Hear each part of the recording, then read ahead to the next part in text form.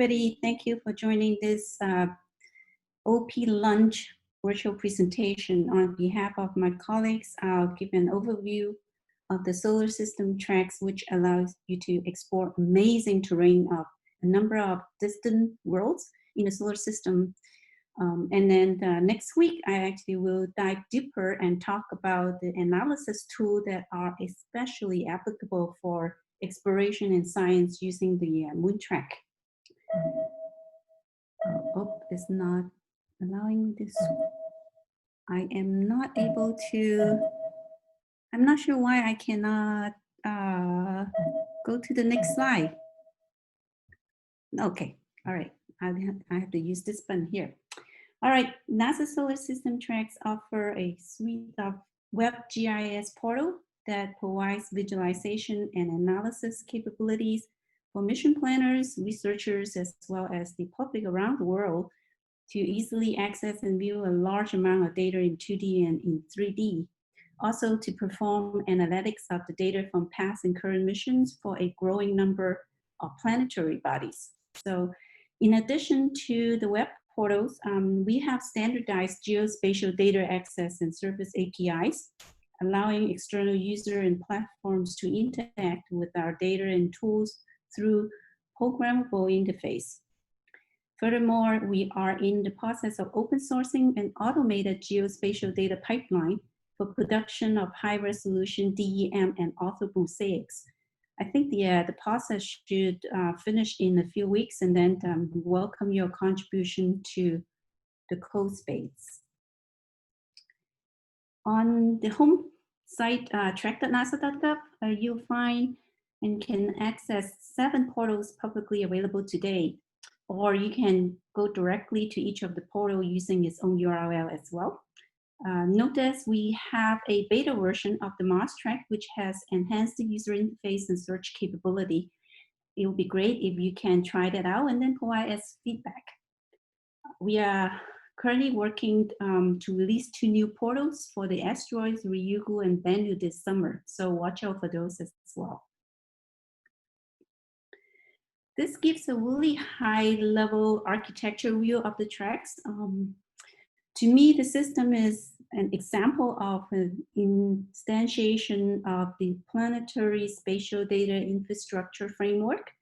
The architecture is to address the complexities of data lifecycle from acquisitions, processing, management, discovery, and also use of planetary spatial data. So ultimately, the goal of the system is really to lower the barrier and discoverability and also usability of planetary data. So I'll use the rest of this talk to give you a glance of our home site and also each of the portals. Not only you can access individual track portals through the home site, there are some supporting material that might be of interest to you. For example, there are galleries that include feature of the month articles.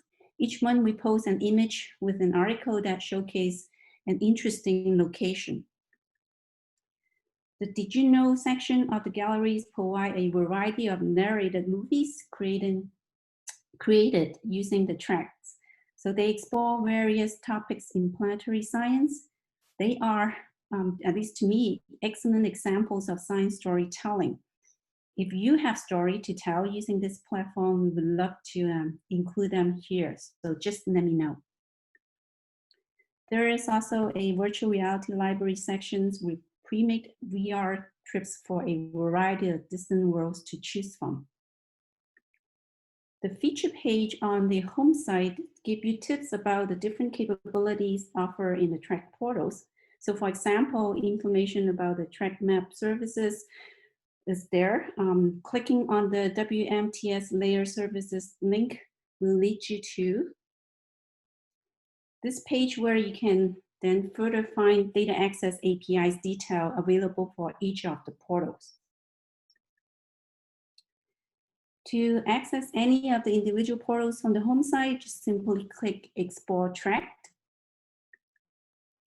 and then choose from the menu to start exploring. Now let's take a look at the basic commonality capability of the track portals.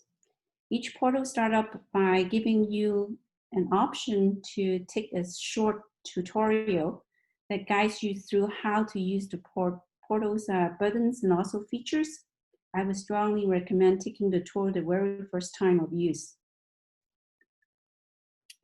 Now we'll use Moontrack as an example on how you can control the track.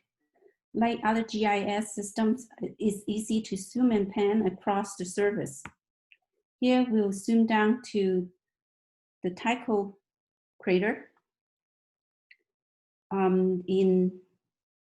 This is a defaulted global 2D projection.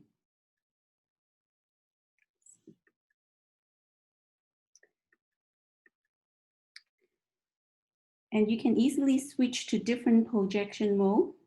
So switching to a 3D globe view in which you can then use the game control keys on your keyboard or even a joystick or even a 3D mouse to maneuver, fly over across the surface. So as example here, we flew down to the Tycho crater floor and then drive towards its central peak. Each portal offers a basic toolkit. In the tool menu, you can find common tools that you can use without having to log in. For example, you can generate an elevation profile by simply draw a line to measure the heights of the mountains and also depths of the valley. You can also export the numeric results for later analysis. The Generate 3D print file tools allow you to draw a bounding box around any area of a terrain you want to generate output for your 3D printer in order to create physical models like this one that's shown here. In addition to the pre-made VR library available on the home site I showed you earlier, the Experience Track VR tool allows you to draw any path you want anywhere across the surface.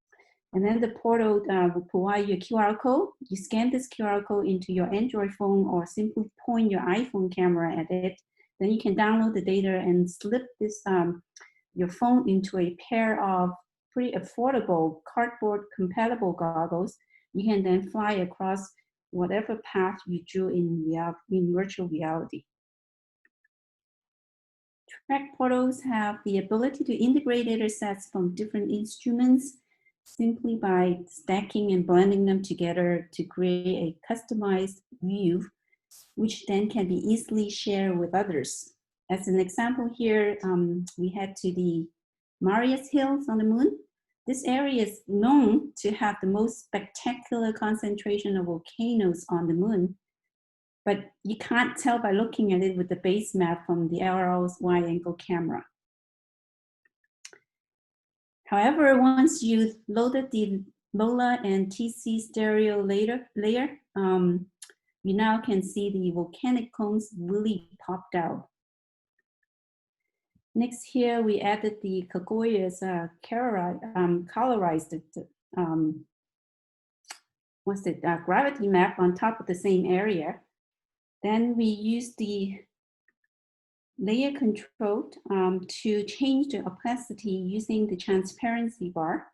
And you can now clearly visualize the surface topography of the volcanic fields, as well as the now solidified and erupted magma chamber underneath the complex there. And then you can easily share this view by just sending the URLs to others. Moontracks also provide a set of advanced analysis tools, especially designed and targeted for mission planning and research. These advanced tools are limited for use by registered users only, as they are really not appropriate for use by the general public. So crater detection is one example of the advanced tools on Moontrack. The tool uses image detection and machine learning techniques to find as many crater candidates as possible. The outputs of the tool include crater distribution map and also detailed about each of the crater found. I'm showing this as just a teaser. I invite you to come back for my talk next week if you're interested in learning more about the other advanced tools. In the interest of time, we'll quickly sample different worlds using the other track portals. We'll start with Mars. We begin here with a photographic view from the data returned by the Viking orbiter spacecraft, showing how the Mars would look to your eyes today, which is really a complete desert. But after switching to a laser altimetry view from the Mars Global Surveyor spacecraft with the color codes for different heights, then you can then get a clear view of ancient river channels where large amount of floods of water once flowed into the ancient ocean.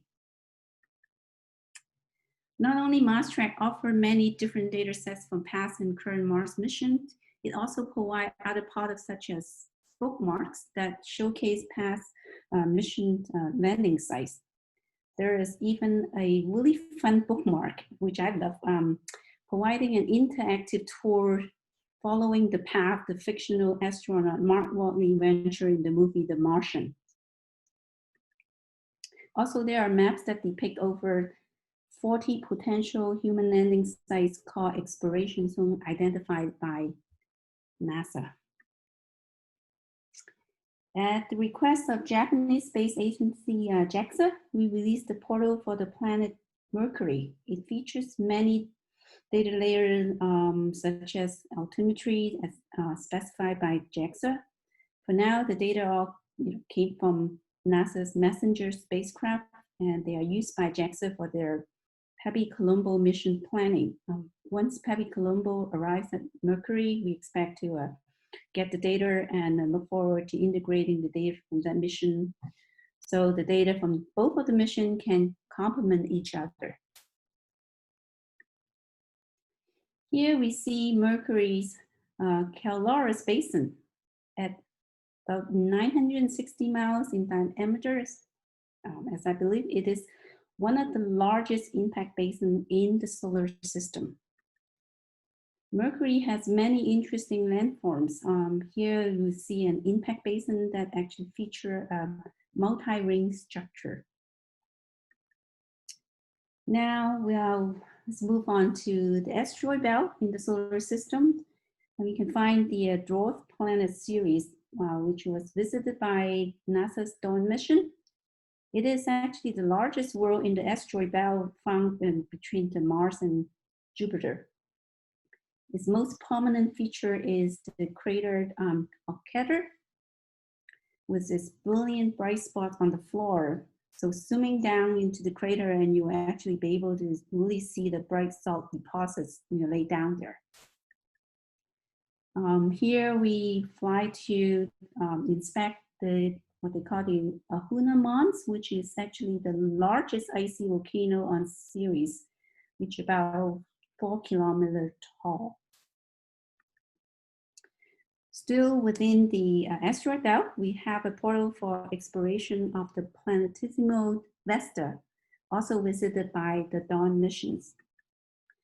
If you look at the Vesta in 3D globe view, you actually find a good chunk of this world's southern portion is missing. What happened was actually that there were a couple of enormous impacts occurred over 1 billion years ago, and they almost destroyed this world. So we can confirm this with a view of the southern polar area, inspecting there's 2 huge craters, an impact basin called Via Silvia and Valentia on Vesta. Okay, moving on, we'll move out to the Saturn's largest moon, Titan, visited by the Cassini spacecraft.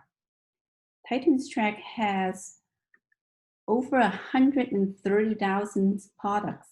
So it offers various different type of spatial and temporal search options for finding the data. Titan really lives up to its name, being the it's bigger than the planet Mercury and having an atmosphere thicker than the Earth. We can cruise through its thick atmosphere through the Cassini's instruments Here is a radar view of the Titan dark sea of methane, showing the islands in the seas and rivers flowing into the sea along the coastline.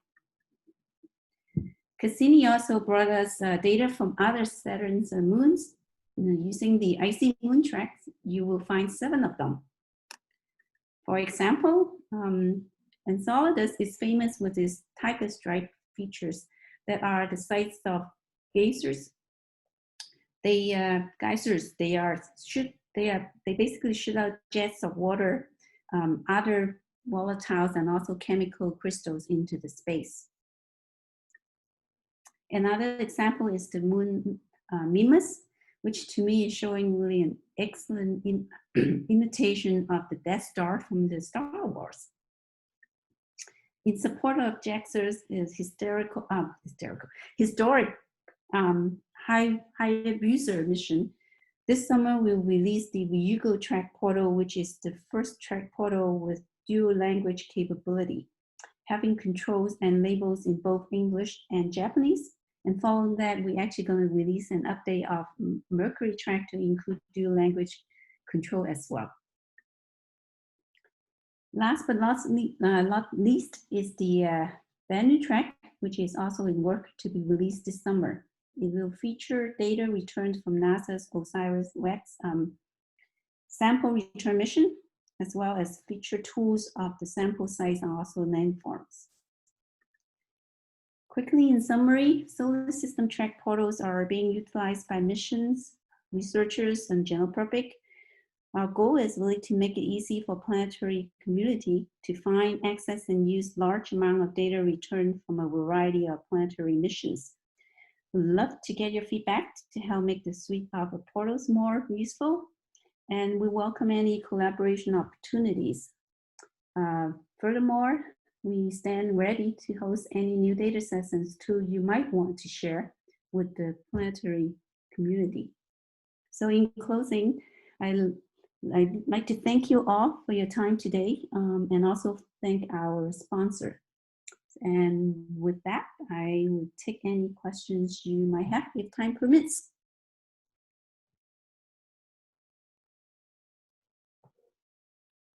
Does anyone have questions?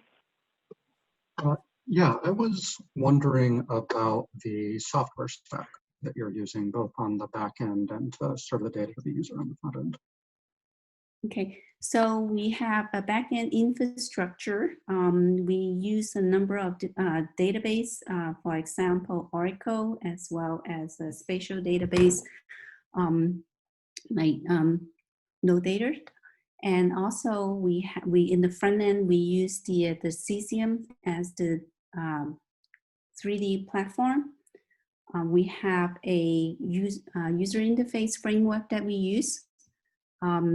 We have a lot of web services built into it. The architecture is really web-oriented and really scalable. We also use partly a hybrid deployment with Amazon, as well as on-premises storage and server at JPL.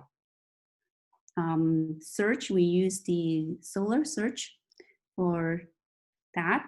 And what else? We have catalog. We have the, in terms of processing pipeline, we have the, using the, what's the name? I forgot, sorry. Kubernetes, I can't pronounce that properly, so. Kubernetes? Pardon me? Kubernetes? Yes. Thank you. You're welcome. And I think you said there's an API interface to this, but I may have missed if you talked about it, or did you talk about it? Right, so if you go to the WFTS sites that we have, you will be able to drill down to each portal have its sets of APIs. Okay. I have a question sort of related to that. Do you also, like, I was just checking it out, and yeah, it's really cool. There's a lot of layers like from Mars. but is there like a web catalog service? I forget the exact OGC name for this. The I forget what it's called, but it's like it's one of the maybe one of the base called CSW. I think that's it.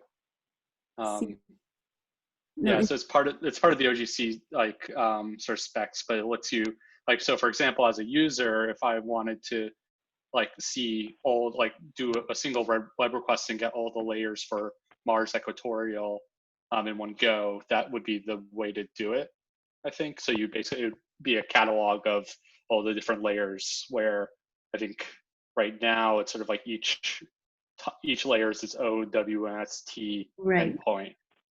So that would just be a suggestion. So I think it would make it a little will help a bit. And I'm also kind of curious. I'm curious to try the VR. I do have a Google Cardboard laying around, but I also have an Oculus Rift. So it'd be neat to see some support for web VR instead of just. I mean, I know it's like mass market with Google Cardboard, but I have a bit more of a powerful headset up over here, so I can. We actually did a prototype with the web VR using the Oculus Rift, the first development prototype they have, and it worked well. And then we decided not to roll it out just because it's not affordable. Yeah. And we switched to the cardboard version, so make it just a lot more inexpensive, and so people can use it because everybody have a mobile phone. Yeah. But it's something that we are interested in, continue doing research and add new VR capability. Yeah. I also, there's a nascent VR AR room in the Open Planetary Forum where I started, but haven't really had much discussion with folks, but I'm really curious about seeing expanded uses of that technology and the planetary sciences in general. And it'll be neat to see, like, I've heard rumors that Apple is releasing a AR headset sometime next year or late this year, or at least announcing it, and availability will be after that. So there's some cool stuff happening. Yes, there's a lot of work being done in VR, and there's a lot of capability out there already. So we also look into having a VR room kind of capability using the Wi-Fi technology. So that is, again, is something that we are interested in working on. If you are working on something like that, we'd love to talk to you more about that. Yeah, I got a screenshot of the emails. Yeah, maybe I'll send a note. All right, thank you. Sure.